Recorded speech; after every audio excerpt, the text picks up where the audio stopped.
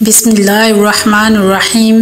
अस्सलामुअलैकुम वरहमतुल्लाहि वबरकातुहू। तो प्यारे दोस्तों, आज हम आपको नमाज तौबा के बारे में हर इंसान खताकार है। अनस रज़ियल्लाहु अन्हु से मरवी है कि नबी अकरम सल्लल्लाहु अलैहि वसल्लम ने फरमाया, हर इब्ने आदम खताकार है और बेहतरीन खताकार वो है जो बहुत तौबा करने वाले हैं। अल्लाह सुब्हान तआला बहुत तौबा कबूल करने वाला है। सूरह शूरा में आता है कि वही तो है जो अपने बंदों की तौबा कबूल करता है और इनकी बुराइयों को माफ करता है। कहते हैं कि मैंने रसूल अकरम सल्लल्लाहु अलैहि वसल्लम से सुना है कि अल्लाह तबारक ताला फरमाते हैं, ऐ इब्ने आदम, बेशक तूने जब तक मुझे पुकारेगा और मुझसे पुरउम्मीद रहेगा और जो भी गुनाह तुझसे होंगे मैं तुझे बख्शता रहूँगा और मैं कोई परवाह नहीं करूँगा।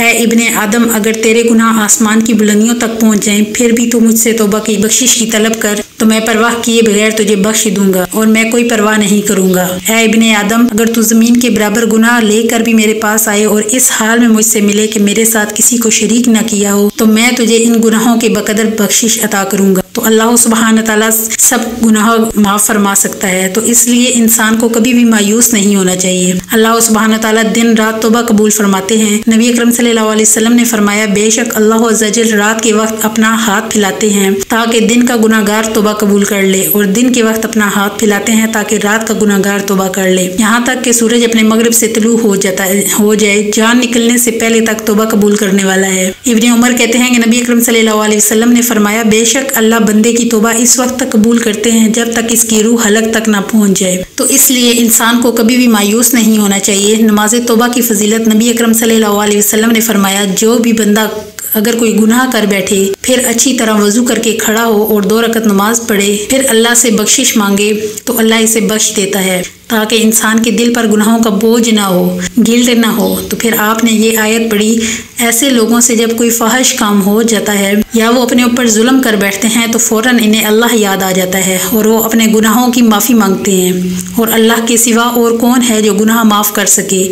और वो जानते बूझते अपने किए पर इसरार नहीं करते। लेकिन याद रखिए कि जो नमाज इंसान पढ़े तौबा के लिए वो बहुत उम्दगी से पढ़े, इस तरह खुशू खुजू हो जैसे हदीस में आता है, जो आदमी वज़ू करे और अपना अच्छी तरह वज़ू करे फिर 2 या 4 रकत पढ़े, इनमें से अच्छे अंदाज में ज़िक्र अस्कार और खुशू खुजू करे फिर अल्लाह से बख्शिश तलब करे तो इनको बख्श दिया जाएगा। ये ज़रूरी है कि वज़ू भी अच्छा हो और नमाज भी तवज्जो से पढ़ी जाए। तो प्यारे दोस्तों, तौबा की शराइत के बारे में कुछ जिक्र करते हैं। तौबा की 2 शराइत हैं। नंबर 1 खालिस तौबा करना, नंबर 2 नादाम होना।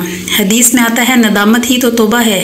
इस्तग़फ़ार करना यानी इंसान बोल कर अल्लाह से माफ़ी मांगे, इसरार ना करना यानी वो गुनाह दोबारा ना दोहराना, आइंदा ज़िंदगी को बेहतर करना यानी और जो तौबा करे और नेक अमल करे तो यकीनन वो अल्लाह की तरफ रजू करता है। सच्चा रजू करना ठीक है तो ये आपकी सलात तौबा यानी जब भी इंसान से कोई गुनाह हो, किसी भी गुनाह का कोई दिल में हो, कोई गिल्ट हो, किसी तरह की परेशानी हो, कामों में रुकावट आ रही हो, इंसान को उसके गुनाह सता रहे हों, गमगीन कर रहे हों, गमज़दा कर रहे हों या डिप्रेशन में मुब्तला हो तो इंसान अच्छे से वज़ू करे, अच्छी सी नमाज पढ़े और अल्लाह से रो के परेशानी और अपने जो कामों में रुकावट आ रही हो या जो गुनाह सता रहे हों और गमगीन हो रहा हो इंसान, उससे अल्लाह ताला उनके बारे में अल्लाह ताला से दुआ मांगे।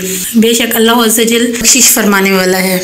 तो प्यारे दोस्तों, इसके साथ रमज़ान मुबारक है, नमाज की पाबंदी करें, ज़िक्र अस्कार करें। मेरे चैनल पे अगर आप न्यू हैं तो काइंडली मेरे चैनल को लाइक कीजिएगा, सब्सक्राइब कीजिएगा, शेयर कीजिएगा। अपने और अपने प्यारों का बहुत ख्याल रखिएगा। मिलते हैं एक नेक्स्ट वीडियो में। ओके, अल्लाह हाफिज़।